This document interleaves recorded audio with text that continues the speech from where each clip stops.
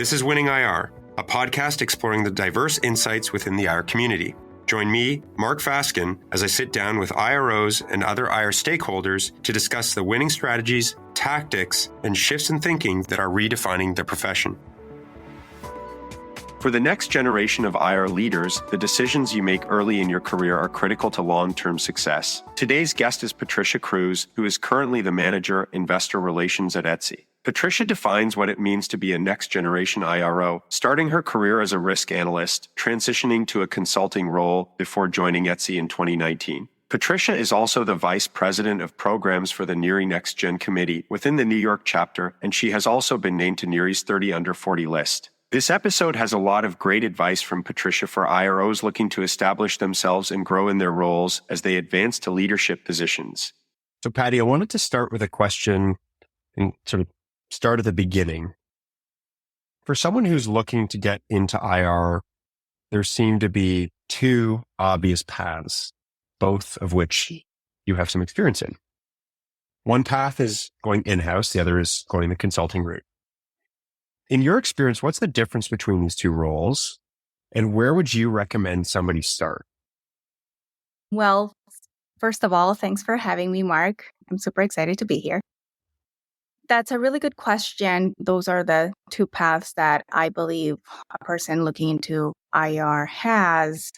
Starting with IR advisory, I would say advisory teams, they work as an extension of the IR teams in-house, and they help design effective investor relations programs based on the company's goals, their needs, and even their budget. Because you'll know IR teams usually have really small budgets. They support the company in capturing the market's attention and maintain visibility amongst the sector that they belong to, their region, and global competition. And although their services may vary based on the size of the agency and their specialty, their niche market, expertise, etc., they do have some common services, and they can include market intelligence, strategy and communications advisory, investor engagement, and special situations and transactions, for instance, M&As, corporate crisis, change, etc. In-house IR, those are teams within the public company. They tend to be a little bit small teams based. It all depends on the market size. And they do the same as an advisory will do, but, it's all done inside. To answer to your second question, like where would you start first? I think a way to look at it is the pros and the cons of in-house versus advisory. In advisory, I would say it's a great school to learn about IR. That's where I started, and that's where I recommend everybody to start, because you have access to various industries, geographies, market caps, IR team sizes, etc. And so it's a really great school. You get to learn about everything holistically. Each day it's literally a new adventure because you have access to all sorts of IR challenges and crises, like I said. And oftentimes, because budget is less of a restriction, you have better access to research and other tools. I would say that downside of agency is that although they do their best to be integrated with their clients' marketing efforts, they are still at the mercy of how well the client facilitates between the agency and the various parts of the operation in order to get all the information that they need to help build the IR program, right? In-house, the pros, I would say they have greater access to the executive and senior management and operations. They are part of the team that's actually running the business. You're just not talking about it. You can influence what the decisions about the strategy, the entire corporate, it's being done, because your input is valuable for management because you are representing also the investors out there. You are the one that is bringing the information, what is the investing community is looking for and what are they asking for their company as the shareholders that they are. You get to dive deeper into and specialize in one industry. You get to collaborate easier with other teams and ensure that the communication strategies are constituent across all channels. And I guess the downside would be limited growth opportunities because given the size of the team, you can have not that many It's like you heads. go VP and then maybe you go to like Right. CFO if you're lucky one day. Right. Yeah. Right. The good thing, though, is that you learn so much about the business that you can do horizontal moves almost like anywhere. You become like Right. an expert on your own company. And so you become super valuable. And if you don't want to stay in IR, then you can do something else and maybe then later come back, which I've seen it. That seems actually like another benefit from a consulting perspective, right? Is that you're going to get exposure to a number of different industries. And so if you don't really know which industry clicks with you, that is probably one way to find an industry or even a particular company or client that you really click with, that you really like the company. And it's probably a good way to also figure out maybe what your next move is. For sure. It gives you a clear idea of what you want, or maybe, oh, you know what? That's something I wouldn't want to do. Right. And IR teams are different sizes. Like I said, some teams are run by the CFO, and you have the CFO on the road and they're the ones doing everything.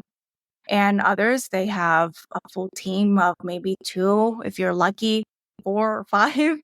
And you get to see all those different dynamics. And I think it's one of the best roles in a company, to be honest.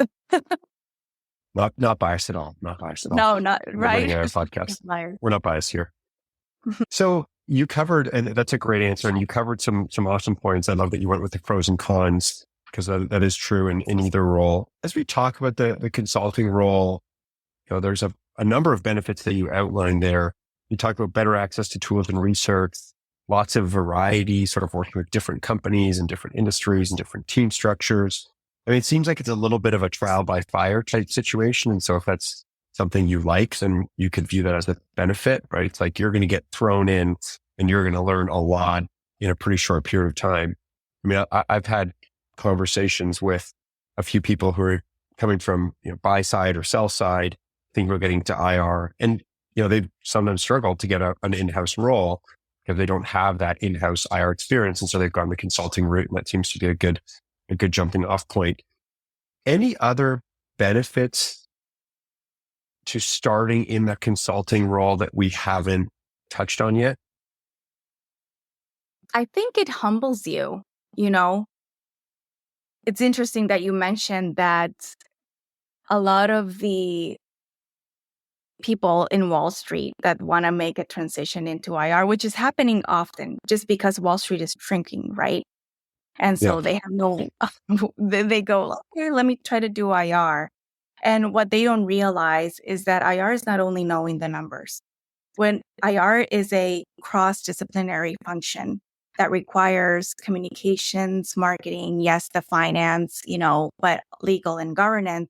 And you cannot only have check one box checked. You really have to have all of those boxes checked. And so when you try to get into IR,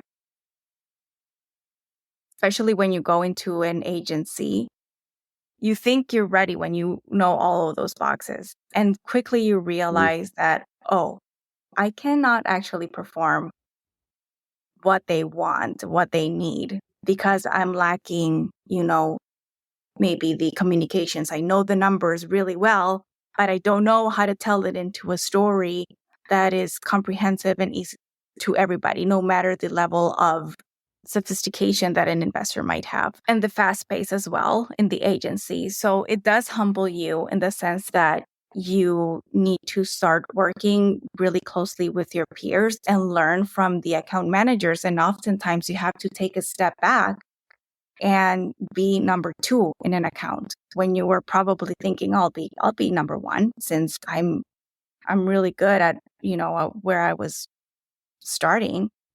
And Right. that's what happens, I think, oftentimes. And not that I had that mentality, but that's from my experience. I kind of have to take a step back when I switched roles, because I was a risk analyst, and I had to learn being a number two and seeing, okay, this is a different monster here, and Yeah. just knowing Yeah. the numbers is not enough. But I think that actually the point that you just made there as well is helpful in that I don't think we're trying to go this direction of this episode is like, you have to go into an advisory role first or anything, but it's trying to help people understand perhaps what is the path of least resistance and what's the path that's going to set you up for success. And that point on the advisory firms having typically multiple team members that you can lean on if you don't have the experience versus, to your point, the small IR team where you may walk in and there's one other person there. They could be extremely experienced, but they may not have the time to train you up and provide you with all the support that you're going to need. Yeah, you need to be able to learn really fast also, because you have, Absolutely.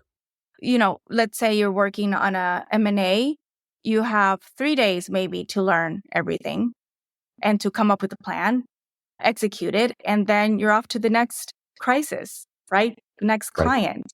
So that's another good benefit there. Yeah. You learn stress management. So now, sir, following a little bit in terms of your career and these transitions. So, I mean, you started in the agency world. Seems like that was a pretty formative time for you, and you learned a lot in that time period. But now you're in-house at Etsy. How did you make that transition? And was it a transition that you always knew you wanted to make? Yes, I knew that at some point in my career, I wanted to move in-house. I wanted to work for a company where I could help build an IR program, execute it, and be long enough there to be able to see the fruits of my work. Because at an agency, you move onto the next account or onto the next IR program or crisis, and then that's it. So I did wanted to do that. It took me some time. I think I did agency for about 5 years.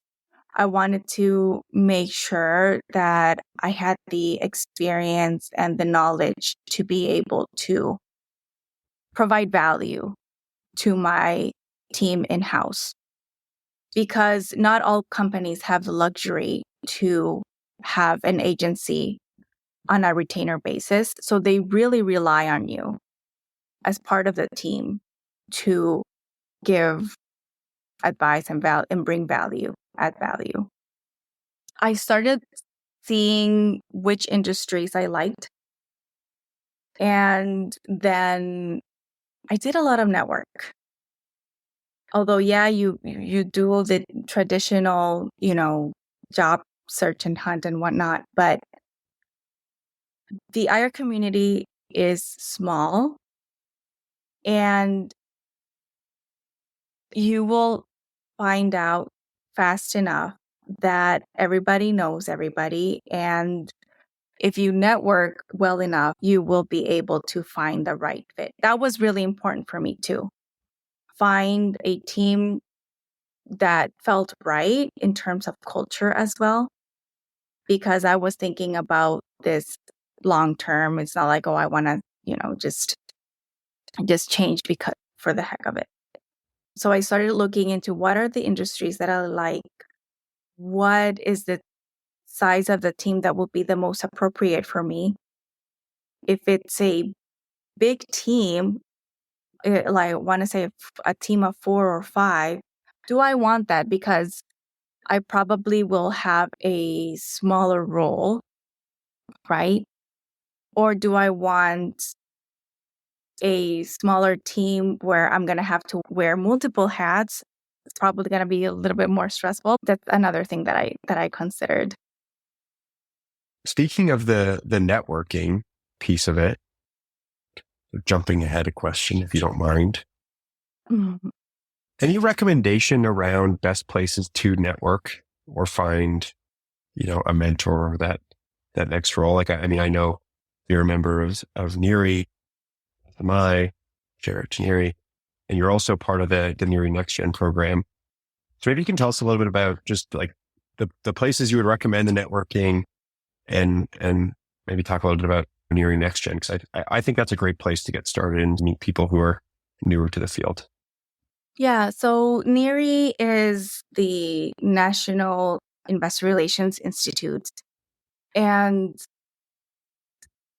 Next Gen started about, I want to say about 7 years ago, when you would go to this networking events. At least I would go to this networking events, and I would see like a lot of more senior people there. And so oftentimes people at that time, my age at that time, and other younger um, professionals, maybe were feeling a little bit out of place. And NERI New York chapter decided to come up with this program where it would come up with courses and events where this new up and coming generation would come and connect, and also merge those young professionals with senior ones and have a mentorship program. So if someone wants to start looking into IR, I would recommend NERI as a great start. There are a lot of great programs and courses, and knowing people. I find that the IR community is really open to share their expertise, their thoughts and ideas. Like, I am often connecting with younger professionals that reach out to me because they want to learn about IR, and they're asking these questions. How do I get started? And I did the same thing. And they are really open. The IR community is extremely open to just help you out. And why not take advantage of that? Reach out to uh, all those IR teams, and the advantage is that all the IR websites have everybody's information, and so it's easy to contact them. That's one thing. They also have the IRC, which is the Investor Relations Charter. If you feel that you already have a little bit of knowledge, even if it's only textbook, you can do it, and that will also help your resume to try to get into a role into IR. There are other places as well. There's some universities that had come up with IR programs. But most of it, I would say network. Don't be afraid to just reach out to IR teams. I do it myself and my team at my current job. We reach out to other companies' teams, and we just share experiences and thoughts, and you can always get better. And, I'll just second that and say, I mean, I'm personally also pretty involved in NERI, and I totally agree with you that everybody, is very open. I think also a lot of the leaders in the NERI community, when you look at people who are like NERI fellows and things, they also seem to be, they're very open to mentoring people who are, earlier in their career, and all the chapter events and NERI annual and everything. They were all great. I also want to just mention that for anybody who's listening that's not in New York or not in the US, many countries have these similar types of organizations. Like in the UK, you've got the IR Investor Relations Society. In Canada, you've got Canadian Investor Relations Institute. They're all over the world. So it seems to me as though wherever there's a good concentration of public companies, there's an IR association, which I think is super helpful. And so talking about some of the skills and sort of things that you're building on, and through IRC and networking and university programs, in your experience, and sort of now, you're pretty experienced in the role. What are some of the skills you think are most important to have as you enter into the field of IR? That's a good question. Like I mentioned before, IR is multidisciplinary and you can't just have one of them. I would bucket it into three categories in terms of knowledge, right? The first would be finance, accounting, and overall capital markets. Then I would say communications and marketing skills, both oral and written. And the third one would be the legal part of it and securities regulation and corporate governance. And the other part would be the soft skills, problem solving, being detail oriented, having interpersonal skills, having a good sense of collaboration, and learning how to listen. That's a big one. For some reason, a lot of people struggle with this one. And in IR, you need to learn how to listen to the investors to answer, really listen, what's the question? Because they can say it in several different ways and you don't want to say something that you're not supposed to. And at the same time, you're working with very high executives. You're working with your C-suite. You're working with the board. So you want to be able to know exactly what is it that they need from you and be able to deliver, right? You want to be able to be a person that they want to consider to be on the table when big decisions are being made. But that will only happen if you learn how to listen. I've seen people struggle with that. It sounds super simple, but I find that happens often, more often than not. And then, some really technical skills just in what I would say, learn Bloomberg, other PR platforms, financial analysis, modeling. And if you don't know how to do it, then go and reach out to Mark at. The plug. Yeah, that's good. Yeah, no, I mean, I think those are great points, and I totally agree with you. It seems to me as though the big thing, and you sort of mentioned this earlier, it seems though a lot of people sometimes feel that IR is either super analytical and really focused on the metrics, or it's very focused on interpersonal like communication and press releases. And I think like it's both. It's all of these things, which is why people have, to your point, to be multidisciplinary. You have to be able to go into an interview or whatever and show like, I know the numbers, I can do modeling, I can talk to investors, I can talk to you, I can ask good questions. I can distill all this information. I think it's tricky, right? And Yeah, I and don't think anybody's saying you have to have them all, but you got to work on them.